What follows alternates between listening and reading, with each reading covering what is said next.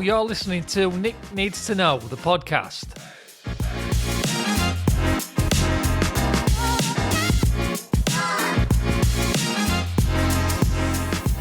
Join me as I have open, honest and relatable conversations around careers, mindsets and life in general, and what that looks like for each one of our different guests.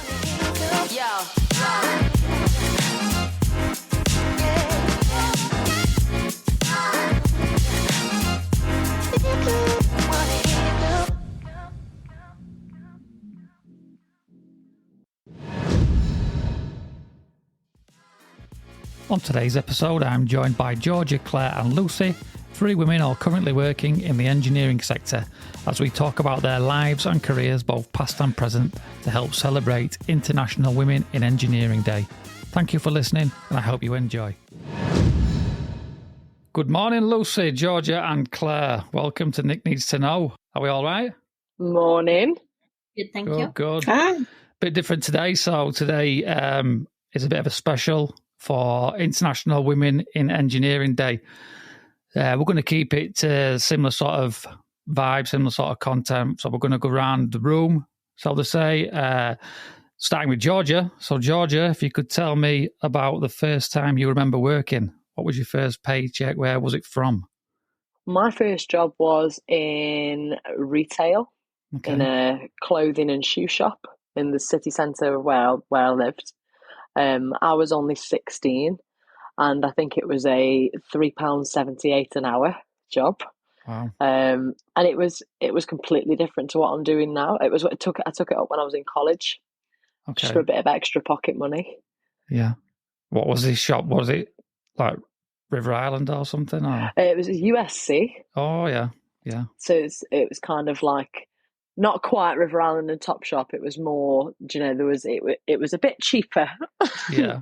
That's the best way to put more it. More Slazenger than Jimmy Choo. Yeah, more Slazenger and Firetrap than the other stuff. Yeah. So how long did you do that for then, Georgia? Was it a summer job, permanent job?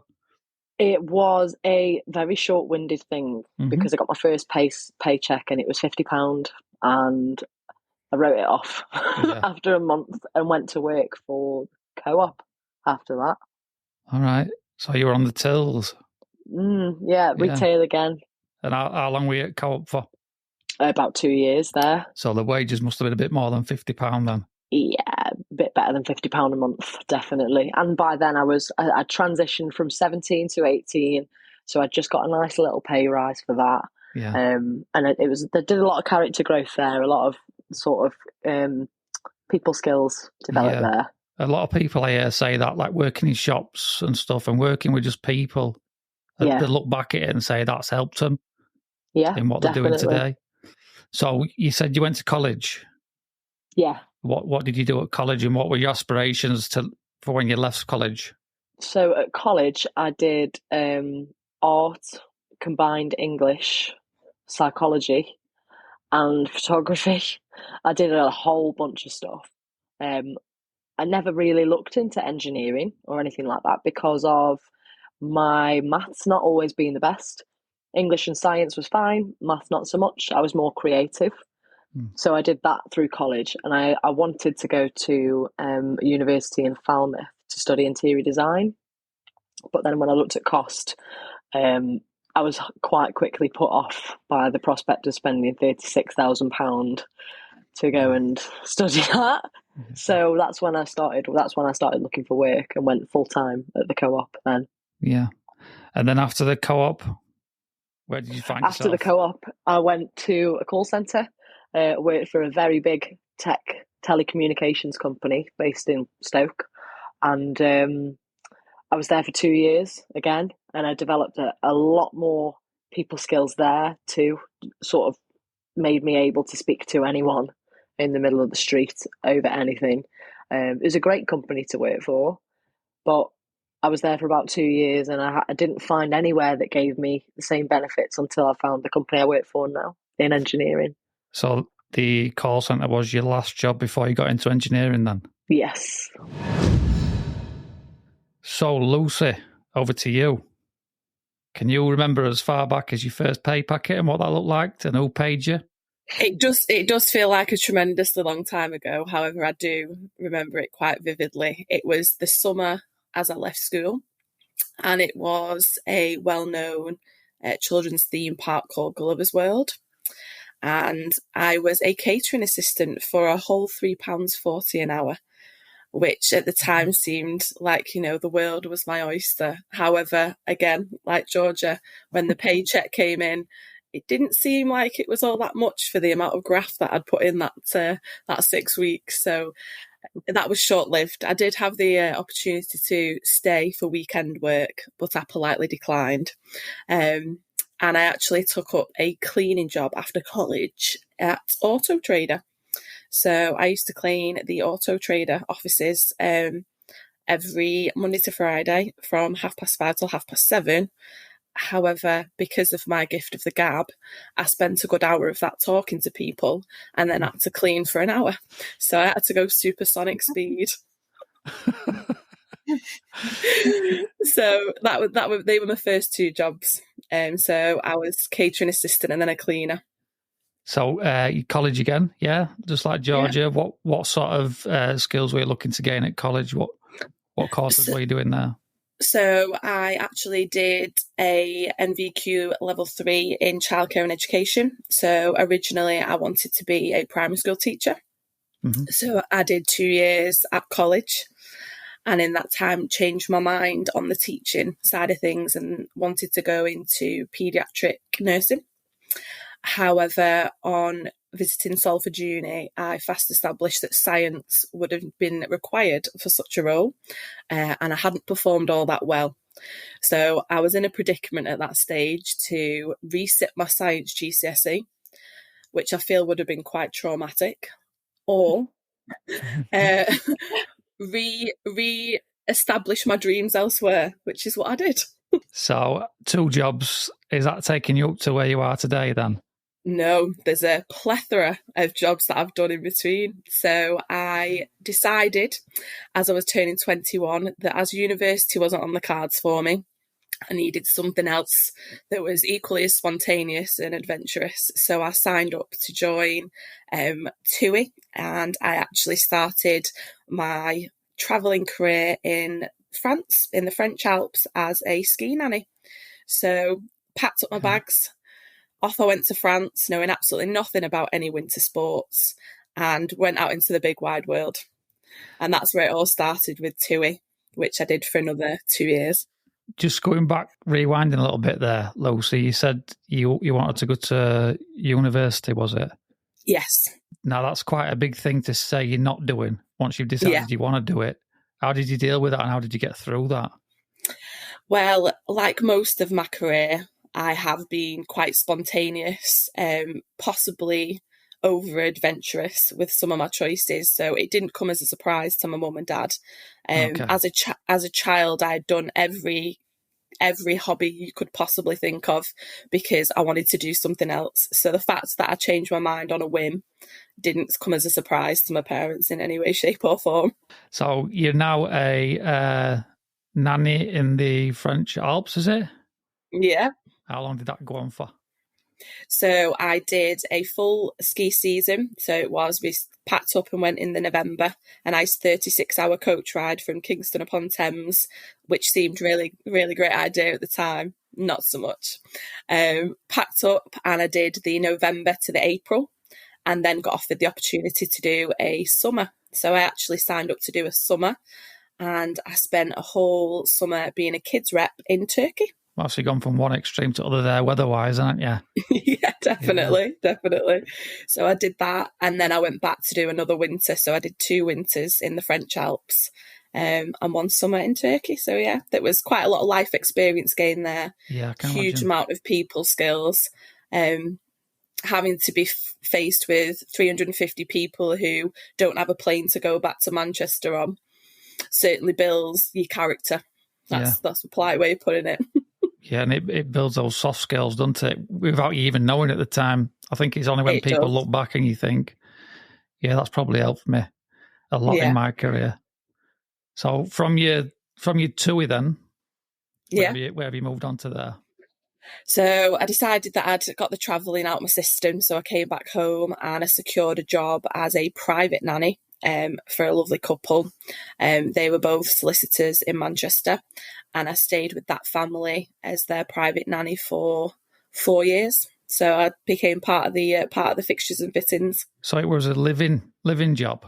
Did you live with them? No, I might as well have done for the hours that I did, but no, I did manage to go home of an evening, albeit short-lived, have my tea, get in bed, and then start it all again. But they were a fantastic family to work for. I'm still in contact with the girls now. They've both grown up and are making me feel quite old.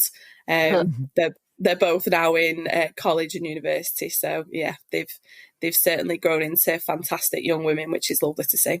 And do they often look at you for advice? They do sometimes pop up on Instagram, yeah, and they'll say, "How are you doing? What are you doing now? Are you still as fun as ever?" Because as a nanny, I like to always make every day fun. So often on Easter and Halloween, if there was an opportunity to be had for me to dress up, I would pick the girls up in a costume of some sort, which obviously made me the coolest person in the world at that school. So I would go fully dressed up in whatever event. Valentine's Day, I'd be Little Miss Cupid, you name it. I was all fun and games. So I think the sort of fun and excitement that I brought to that role was very different, as the mum and dad had very serious jobs. So I think they knew that they could be really fun with me, and then mum and dad weren't quite as lively. So I think that's the sort of magic I brought to that family, is that I was sounds like a film. I've seen this. Mrs. Doubtfire. Mrs. Doubtfire, or potentially Mary Poppins, I suppose you could say that. Yeah, Mary Poppins, even better. Yeah. So after your stint with the family, doing the nannying work, what else did you get onto then? So I sort of then thought, right, I still want to be in childcare, but not quite as extensive hours. So I ended up being a deputy manager of a nursery. So I did that for a year. Loved the job, but the paperwork that comes with it when working in childcare is what unfortunately drives a lot of people out of childcare, because you spend so much time shackled to a desk, risk assessments, budget, making sure you've got everything signed off, that by the time you get to the activity, you've had your fill. So I did that for a year. It was great to get that managerial experience and sort of put me in a different sort of field than I'd been previously. But I decided at that point I was going to have a complete career switch, and that's when I ended up in a contact centre, same as Georgia. So I thought, what am I good at? Talking, as you can probably guess. What can I do to get paid for talking? Call centre. So off I went. So again, I just want to go back on something you said there. You ended up being a deputy manager. Yes. To me, and I think a lot of people listening, probably ending up being a deputy manager is a bit vague. Going from what you were before to straight into deputy manager. How did that come about? Were it just a straight interview process, or were it a...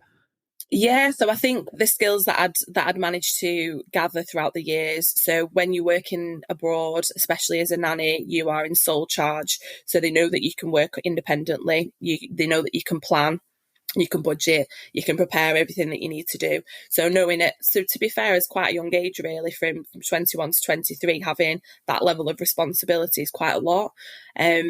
Then again, same if in the nanny role, I was a nanny / PA. So the ability there to keep records, budgets, have everything in my control, I think was one of the main reasons I managed to get the deputy manager role, because even though I was younger, I'd sort of developed those skills and was quite experienced and definitely confident enough to navigate that role. Yes. So it was nice to have the opportunity to get managerial experience at quite a young age, really. And it didn't phase you at all going for that sort of position without the so-called experience that these applications require. Like most things in life, I like to sort of reach for the stars and land on a cloud. So I often probably have a larger than life self-worth, maybe, I would think. And I'm definitely confident, because I think you've got to believe in yourself for others to believe in you. So I think sometimes I may overshoot, hope for the best and go from there. And so far, it seems to have worked in life. So I must be doing something right. Reach for the stars and land on a cloud. I'm clipping that for Instagram. Love it. So you then moved on to call centre. Yes. How long did that last for? So I did 2 years. It was quite a big company, so they were well known. So I was very busy. So I did a year on the retentions department, and then also a year on the win back. So when a customer's left and they decide to come back to the company, we're able to offer them some exclusive deals based on that. So I saw both sides of the role in there.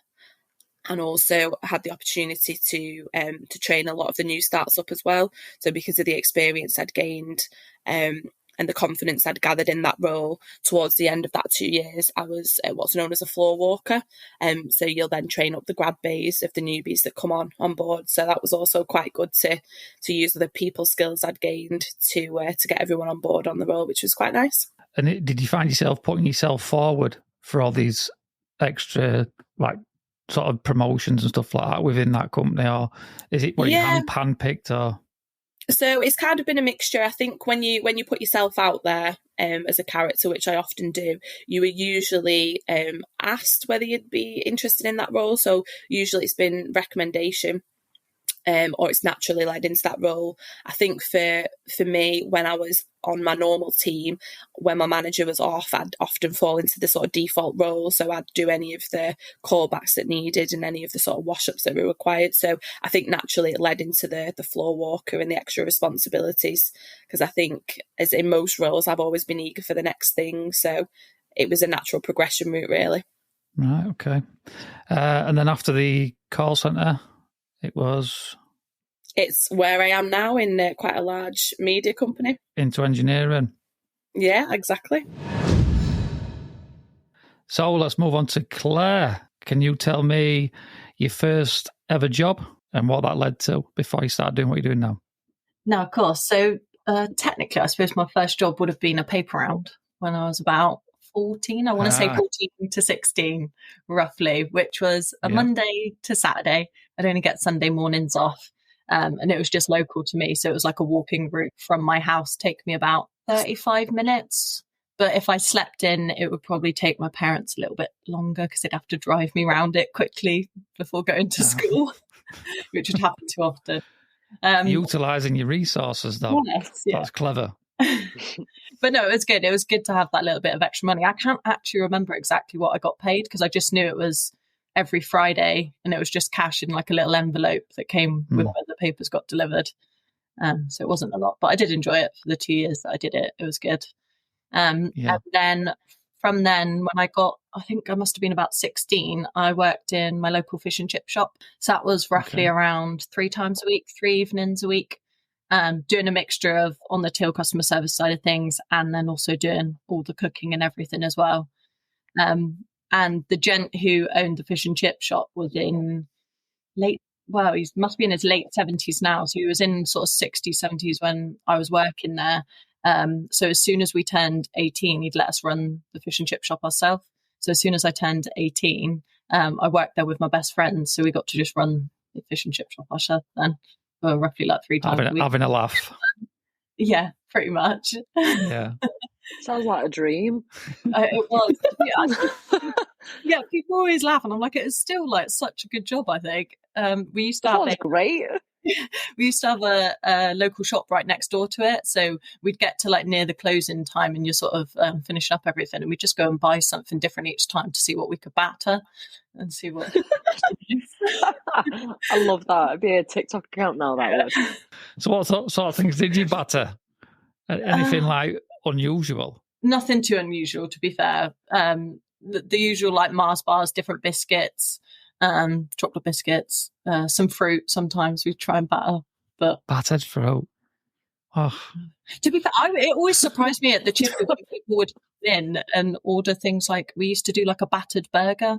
I went to Scotland a couple of weeks ago and they do battered pizzas. No. Yeah. Pizza crunch, I believe it's known as. Yeah, something like that. But they'll batter anything up there, won't they? So Claire, you've finished in the chip shop. What was your next move after that? So I finished in the chip shop at 18, and that's how I then got into the company I'm in now. So I've been with us for just over 6 years now. So I joined when I was 18 through the apprenticeship program. So I was a TV engineer initially. So for my first year, it was standard training, but sort of like a little bit extra in terms of we got a customer service level 2 out of it as well. So I did that first year as a TV engineer, carried on for another year or so, year and a half maybe. And then I went into an ambassador role, which is a little bit similar to the coaching role. But at the time when I did the ambassador role I want to say it rolled over because we sort of had a crossover of the 2 ambassadors before me. So it was nearly 18 months I did that role, but it was at the time when a lot of the women in home service stuff was happening. So I didn't necessarily do a lot with my region. A lot of what I did was project work with the women in home service scheme. So I got to travel about the country, do a lot of like the experience days and things like that. At the time, we were trying to get more women into the role. So we're all sort of at a place now where we're all now in engineering. Stories have been told. You've told me about your past and how that went for you. So I guess the question is, why engineering then? So we'll start with, we'll go back to you, Georgia, if you want. Why choose to get into engineering? It was a bit of a weird one, to be honest. I've always been one of my hobbies is going to the gym quite a lot. So I'm quite an active person, always have been since I sort of was a late teenager. So I was looking for something following COVID when I was working in the call centre and I was furloughed and I was working from home. So I wasn't speaking to many people at all. And we were really not very busy because of the pandemic. So I was taking maybe 1-2 calls a day. I was tethered to my laptop and it was just mind numbing for me. I felt like I was sort of cooped up. So myself and my partner were actually looking for jobs, both of us, because both of us have been furloughed. And she came across the job that I'm in now. And she said, "Oh, this looks good. All you need is a driver's license. You don't need any previous engineering qualifications. You just, it sounds like it'd be right up your street because it's quite proactive." And I was like, "Yeah, go on, I'll have a look at that. That'd be ace." And here I am today. Yeah. It's amazing. I really do love the role. And even though I'm not on the tools so much because I'm a field coach at the moment, it's just nice to be able to use the experience I've built in all my other jobs, like the call centre. Because same as Lucy, I did a lot of floor walking when I worked in the call centre and a lot of coaching as it was anyway. So it kind of moving those skills from one business to another was a lot easier than I expected it to be. Yeah. And I've done a hell of a lot of personal growth. I think I am actually a completely different person than I was before I started the company that I work for now. Yeah. So it was just the active side of the job that appealed to me. But as I've come in, it turns out, I am actually quite techie. I am actually quite geeky in that way, as well as all the other things that you need to be. So I fit perfectly. Did you have any sort of anxieties coming into the role? Because traditionally, looking back, it has been prominently a male position. So did you think, well, this is a bit of a risk to take this role on? Yeah, I did have that sort of moment of thought to myself because obviously I've never been in a male dominant industry or anything like that, and nor have I ever been in this sector. So coming from something that was completely different was quite daunting. But the people who I started with, the guy who mentored me, it's safe to say me and him were like the same person, just opposite genders. And It was like it was meant to be. We were meant to meet. And I had no problem when I got here. I think it's just the idea of it that's scary to people. And another thing as well, as obviously I said, my partner's a woman. So I'm part of the LGBTQ plus community. And that's that's another anxiety that it sort of gave me, because not only am I going in as a woman into a male dominant industry, but I'm going in as a minority, and secondly a minority, as well as being a woman and a gay woman. So that was something I was a bit umming and ahhing about, I suppose. But again, completely different when I actually step into the business. Nothing is tolerated that'd be untoward for me. Lucy, yourself, why engineering? Again, as you can tell by my varied career path, I wanted something new. I wanted to put my hand to something Why new. Not? And exactly. So I think from being in the contact centre and having the conversations with the customers that we have, I think I wanted to be on the other side of that, because we were quite often, oh, no problem, we'll send an engineer out for you. And then I thought, hang on a minute, why can't I be that engineer? So completely switched. So I think from the knowledge and the experience I gained from the contact centre, I already had the product knowledge. It was just essentially the physical side that I needed to gain. So that was something that I was going into that was probably the more nervous aspect, would have been the health and safety, the climbing ladders. That was the new dynamic for me. Talking about the product, selling the product, no problem at all. Having to lift quite significant weights and throw ladders around was the bit that was going to be new for me. But here I am 4 years later and still very much enjoying it. And Claire, why engineering for yourself? To be honest, I wasn't 100% sure what I wanted to do when I left school, because that was when I applied for it. So I was doing A-levels. I was coming towards the end of my A-levels when I applied for it. But a bit like Georgia, I've always done a lot of sport, always been quite outdoorsy. The year before that, I'd done work experience with the Navy because I wasn't sure if that was something I wanted to do. But then decided that actually I rather stay at home. I didn't want to be going too far from home. So when it came up, I was like, actually, it'd be nice to have the chance to do something that's outdoorsy. I quite like the idea of the challenge of all the ladder lifting and things like that. So it attracted me a little bit more than being stuck inside. I didn't want to be doing something indoors. And did you have any of those anxieties before getting into the engineering role? Yeah, I think I did a little bit, but I also think I was maybe a little bit naive to some of it, because when I applied for it, I didn't 100%, like, obviously I read the brief, but I didn't 100% know what the job was necessarily going to entail. I didn't have Sky at home, so I didn't actually know about the whole like dish side of things and how much ladder work it was going to need. So when I turned up to the experience day, like the interview day, I was actually quite shocked at how many men were there, because I hadn't clocked in my mind that there necessarily would have been. So I turned up and there was 36 people for the experience interview day, but out of that there was only 2 of us that were female when we picked up our name tags. But it didn't make a difference in terms of the process that we went through. And a bit like Georgia was saying, ever since I've been with the company, it's been more than welcoming. Everybody that I've worked with, my mentor, my managers, all been really great. So I guess women in engineering then, Lucy, I mean, what sort of advice or tips would you give to anyone that's looking at going into engineering from a woman's perspective? Yeah, I would say don't be put off at all. It is a male-dominated environment. However, we have quite a substantial female engineering base now. We've got fantastic networks that the company offer for supporting women in engineering. So I would say in the 4 years that I've been in the engineering role, I was probably, I think I was the second intake of the women into the role. So we've definitely grown in numbers. So I'd say if you can transfer any of the skills that you've gained across any other sectors, look at me, I've done childcare and many other things, but any transferable skills that you've got, you can put into this. If you've got a bit of oomph to you and you're not afraid to face the elements, because weather is probably the hardest contender, I would say get your boots on, get your helmet on and come do it. Bring an umbrella. I guess that's it. A lot of it is transferable skills, and same as any job, there's always training and coaching as such. I mean, I'm not sure about Claire's battering Mars bars transferable skills, but I don't know where they'd fit into it. But so what about yourself, Georgia, and what advice or any tips you would give to anyone that's aspiring to get into engineering from a woman's perspective?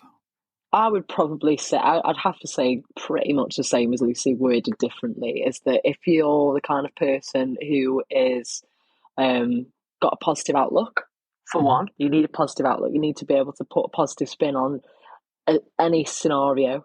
If you're forward thinking, or if you're techie, you know, even if you're the person in your house who's always been the one to turn the router off and then back on again to fix the Wi-Fi, because that's the only previous experience I had before I started this role, and I use that in my interview jokingly And I've been here for 2.5 years, and now I know a lot more than that. So even if you've got very minimal knowledge, a lot of places want women and will give you the training. And I think the best way to do it is just throw yourself in, be open-minded, and see what comes out of it. Because I've come in as an engineer through Women in Home Service, and I've transitioned onto coach, and there's so many other avenues that I can go down now, and so many different things I can learn, and in every single one they'll train me from scratch. So it's a no-brainer. If you're bored of sitting behind a desk, or you're bored of doing admin, or you don't like speaking to customers over the phone, then it's worth having a look at. 100%. Yeah. There's a reason why so many men do it, and it's because it's actually a really enjoyable job to do. So I think that we just need to go for it, break it, and see what happens. We need more women surrounded by men. So, Claire, if you were to give any advice or tips to any aspiring women out there looking at getting into engineering, what would you say to those people? No, I'd agree with Georgia and Lucy. If you've got that passion and enthusiasm for it, then just go for it. You need that positivity for this role, but you also need to realise that a lot of it is customer service based as well. So it's not always just the technical element. You're going to have like that really good sort of outlook and that good impact on customers when you're going out with them, even when you're doing the technical side alongside it. I would also say, like, if I could talk to myself a few years ago, is power through that first winter, because it's not just like any woman within the role that gets impacted by that. All the men have had to go through the same thing. And it wasn't until I was talking to my colleagues that I realised everybody struggles probably with their first winter, and you almost feel like you want to give up. But actually, if you get through it, you're fine. You come out the other side. The summers are great, and you get used to it, and you get used to wearing them. I started in the winter. Yeah. It's definitely a make or break moment into that first winter, rain, snow. It is. Yeah. So that was going to be one of my questions to all three, as was, if going back, if you could look back, would there be anything about your career and how it's unfolded for each of you? Would you change anything of that? I would have got into it sooner. Yeah. If I'd have known I'd enjoy it as much as I do, I would have got into it straight out of college, or even straight out of school, and studied it, engineering, because it opens up so much more. So all I'd say is do it. I would have done it sooner rather than later. Lucy, yourself? I would say I wouldn't change anything that I've done, because it's made me the person I am today. I think if I could talk to 21-year-old me again, I would just say do it with a little bit more confidence, believe in yourself a little bit more, because I think if I could have the confidence I've got now then, I would have done even more. But I'd say believe in yourself, and probably similar to Georgia, I think if I could have done it quicker and been able to do it for longer than I have at the moment, I would have done that as well. Because it's a fantastic opportunity to work in such a great workforce, a company that supports us from any demographic. You are basically told to be yourself, be your authentic self, and that's what the company wants. It doesn't want the same person 10 times over. They want individual characters that can bring something new to the business. And I think if you can truly be your authentic self and be recognised for that, it's a fantastic place to be. Brilliant. Claire, if you could go back in time, would you tell yourself to do things differently, or give yourself a little bit more advice? I don't think I'd change anything, because I came in as early as I could, but I'd maybe have that little bit more confidence if I was going back around. But I'd also say, and I'm grateful I have done it in the last few years, but to anybody coming into engineering, is just say yes to all the opportunities. So a little bit like Georgia was saying, there's so many different avenues you can go through within this company, and it's amazing. You can step into different tech roles, you can step into different management roles, and just say yes to anything that's sort of thrown your way. Yeah, I agree with that, and I think we all do, because as soon as you said say yes to everything, all three of us started nodding our heads like that. But you're right. I think engineering, especially in the company that we're in, is the stump of the tree, and there's so much more above you and different directions you can go. It's not a linear position, is it? There's lots of options that can, and by saying yes to everything, will open up more options for you. So that being said, Georgia, what does the future look like for yourself? maybe take yourself forward 5 years, what does that look like for you?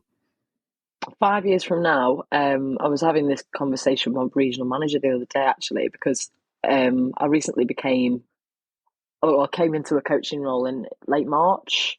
So when we were looking at that for me, what wasn't really the end goal, but that was my goal. And I was like, got to do A, B, and C to get there. And then when I got there, I was like, right, where am I going from here? Because I don't know what the plan was for after. So I've spoken about it with him. And I don't think, for me, I want to go into coaching on a bigger scale, whether that looks like a coaching role that's bigger or something that is completely different to a coaching role but involves helping people on a wider scale, then that's what I want to go into. I'm not sure what that role would be, but my thing that it probably follows on from the last question that I pride myself on is wanting to help people, whether that be customers or people I work with, whether it be helping them understand training material or helping them understand a product or helping them understand a process. That's something that I enjoy doing and building confidence in people. I'd like to mentor people and things. So I think that's what the future is going to look like for me. I'm just looking for that space and what that looks like. Because maybe in the meantime, yeah, I'd say so. It's for me as well, it's the management side of leadership that is a bit more daunting, because although as I didn't mention earlier, I've done a bit of management in hospitality. So I do know sort of the basics of management, but it's very different in this role from what I've seen. Leadership skills, I think I have. I think I just need the exposure. So it might be that I take a couple of hops from this role to different places in between. But the end goal is that I get knowledge in multiple areas and I can push that out to people and they can take it in easily. Brilliant. Lucy, yourself, 5 years from now, where do you see yourself? Oh, given my track record, it could be anywhere, Nick. Long jumper. I could be a deep sea diver. Next Olympics. Yeah. Could be NASA's next female astronaut. Who knows? No. I'm fortunate enough. I actually joined the coaching program that George has just recently joined 18 months ago. So I'm sort of 18 months ahead in that sort of space. So very much how George is sort of navigating where her next moves are. I've been fortunate enough that the campaign I was brought on board for has grown arms and legs within the company. So I've actually not long ago come out of that coaching space, and I've actually gone into more of the strategic and tactical side of that role, which has been fantastic. Very much out of my comfort zone, but it's been a really great opportunity for growth. So using that at the moment, I'm doing a lot of communications related things. So I'm getting a lot of the new content that needs to go out to the home service workforce. So for me, in the next 5 years, I think if I could get an internal communications role or potentially get into the learning and development space, I think that's where I'd naturally be. Similar to Georgia, I'm a natural helper. So for me, if I can make something slightly simpler for somebody by just breaking it down in a different sort of way, that's where I think my strength is. So that's where I'm aiming for. Where I end up, I'll speak in 5 years and we'll see. So yeah, Claire, yours is maybe a little bit different to these because you're already in a leadership position. Yeah. What does your next 5 years look like for yourself? Yeah. So I've been fortunate that I've been in the leadership role for broadband now for just over 3 years, which kind of came sooner than I thought. So when I was a TV engineer, I did sort of in my mind think, I reckon at some point I want to go into management. I think that's something I'd enjoy. And at the time I applied for it 3 years ago, I'd actually applied for a different tech role as well at the same time. And I was meeting my manager and it was him that said, you do realize there's like a managerial role going, maybe you should go for that. And I was a bit like, oh, I don't know if I'm ready. I think I was only 21 at the time. I was like, I'm just not sure if it's quite right. And he was like, go for it. And I'm so glad I did, because I wouldn't obviously be where I am if I didn't now. But I sort of mean sometimes when people ask me this, I'm still a bit like, oh, I'm not too sure what I want to go into next.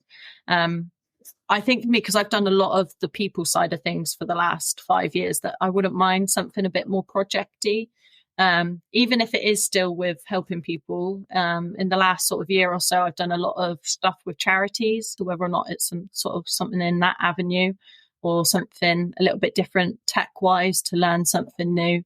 and maybe step into something a bit more project-based, I'm hoping. Right, so we're going to move into what I call quickfire questions, but we're going to do it a little bit different this time. So it's time for quickfire questions. Right, so quickfire questions. Who wants to go first? Lucy, Georgia, Claire? I'll go. Oh, go on, Lucy, you take it. Take it. Lucy, tell me something that not many people know about you. Hidden talent or a strange fact? Oh, I can play the saxophone. Wow. Albeit not that well. Oh, well, I can then. I can play it if we're doing that. I think we all can. I can play the saxophone. It's been a while, but no, as I mentioned earlier, I've done every hobby you can think of. But yeah, being a saxophonist is my secret talent. Oh, well. Wow. Georgia, what about yourself? Any hidden talents? Or a strange fact? Well, it's not a hidden talent. But not many people probably know it. I am 5'4". That's not the talent, but it should be, because life's hard when you're 5'4". But I can actually squat over double my body weight. So that's a fun fact that not many people know. Yeah. Helps with me lifting ladders every day for sure. That is good. It's a handy thing to have. It's not bad. Yeah, I mean, I don't know when I'm going to have to carry two of me, but the day might come. Technology's crazy, and if I ever have to carry two clones of myself anywhere, as long as it's not up Snowdon, I'll be fine. Claire, what about yourself? Any hidden talents? Any strange facts that not many people know about? I don't feel like I have that many hidden talents, but a strange fact is I was born in a car. So my mum gave birth to me only sort of like 10 minutes from the hospital, roughly, in my granddad's car. I obviously just couldn't wait. Bless her. You couldn't wait to get out and be an engineer. Selfish. Yeah. Listen, that was lovely to speak to you all today and listen to your stories and your careers in engineering and deep frying Mars bars and skiing down mountains and stuff like that. But no, thank you very much for joining me today. It's been lovely. Thanks very much for having us. Lovely to talk to you too. Thanks a lot. See you later. Cheers. Bye. Bye.